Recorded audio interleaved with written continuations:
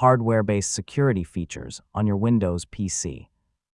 Device security in Windows Security gives you access to protections such as the security processor, secure boot, and core isolation. In this guide, I'll show you where to find these features and what they do. First, open the Start menu and search for Windows Security. Select the app, then choose Device Security. The options you see can vary depending on your computer's hardware and Windows configuration. Start with Security Processor Details. This feature is commonly provided by a TPM or Trusted Platform module. Select Security Processor Details to review information about the security processor and its status. Next, look for Secure Boot. Secure Boot helps prevent unauthorized software from loading during the startup process.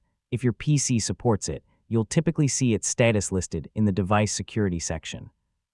Now select Core Isolation Details. Core Isolation uses virtualization-based security to help protect important parts of Windows from malicious or incompatible software. Inside Core Isolation, you may find Memory Integrity. This feature helps protect Windows processes by making it harder for malicious or incompatible drivers to interfere with protected system components. If the option is available, check whether it's currently enabled. If Memory Integrity reports an incompatible driver, select the option to review the affected drivers if Windows provides one.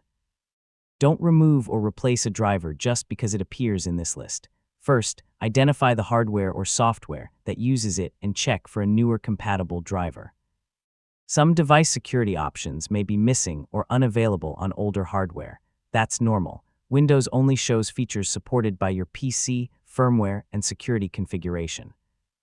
So yeah, don't worry if your screen doesn't look exactly the same. Finally, keep Windows and your device drivers updated. Open Windows Update in Settings and install available security and system updates. For hardware drivers, use trusted sources such as your PC or component manufacturer's official support page. And that's how to use device security in Windows. Check your security processor, secure boot, and core isolation settings, and investigate driver warnings carefully.